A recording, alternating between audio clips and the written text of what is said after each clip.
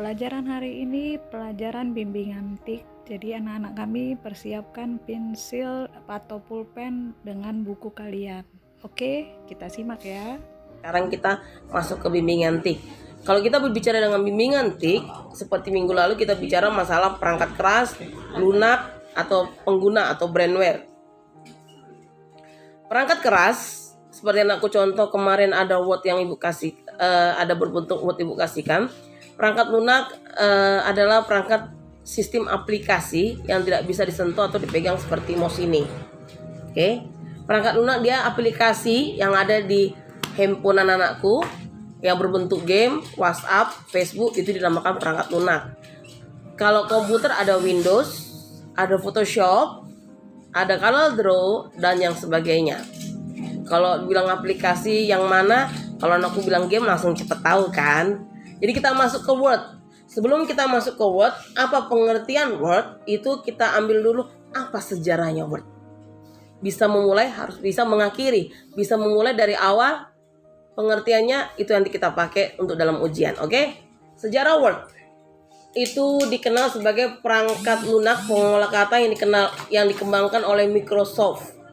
Microsoft Word pertama kali dikenalkan di dunia di tanggal 25 Oktober 1983. Pasti pada belum lahir ya kan? Karena ibu waktu itu masih SD. Sombong amat. Waktu itu namanya dimiliki bukan Microsoft Word. Nama yang dimiliki adalah Multi-Tool Word. Di awal perilisan Multi-Tool Word hanya bisa digunakan di sistem Phoenix karena waktu itu belum ada Microsoft Windows. Perangkat lunak ini baru bisa digunakan di tahun 1989. Ibu sudah lulus SD di situ. Microsoft Word dengan cepat mengalahkan perangkat pengolah kata lainnya, WordStar yang memiliki tampilan yang sangat berbeda. Tahun demi tahun Microsoft terus menyempurnakan Word-nya, merilis versi 2.0 sampai ke 5.0. Dan pada saat itu perkembangannya, perilisan kedua Microsoft jatuh di tahun 1987 dengan Windows versi 3.0.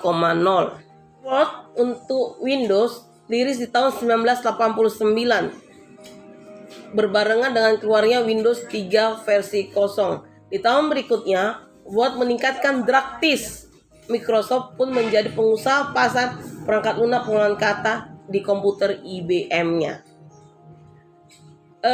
Dengan perkembangan waktu antara versi 2 sampai versi yang terakhir, kita mengenal semua fungsi-fungsi dari Microsoft Word.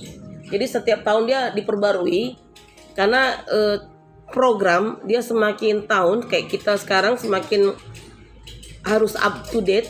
Kayak zaman dulu kalau kita masih vakum namanya daring karena kita berpikir daring itu apa sih Bu gitu kan, ke sekolah aja. Tapi memang dengan pandemi seperti ini, COVID seperti ini, memang menuntutkan kita harus tahu masalah program, masalah daring. Mau tidak mau harus tahu mengenai TIK, harus cepat belajar. Dan sekarang di perkembangan sekarang selain Word ada juga yang membantu YouTube. Kalau anakku tidak bisa mengetahui masalah Zoom, Google atau yang lainnya, anak-anakku bisa belajar dari YouTube dan itu langsung dikasih tahu prakteknya. Dan sistem sekarang lebih bagus daripada zaman ibu dulu. Makanya kita harus berpacu belajar. Ibu belajar, kenapa kalian enggak gitu. Selamat belajar, selamat beraktivitas dan salam sehat.